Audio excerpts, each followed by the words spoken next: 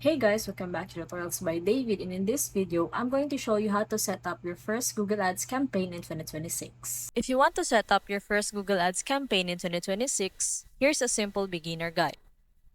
First, go to the Google Ads website and sign in with your Google account. Next, choose your goal. This could be the website traffic, leads, sales, or brand awareness, depending on what you want. After that, select your campaign type.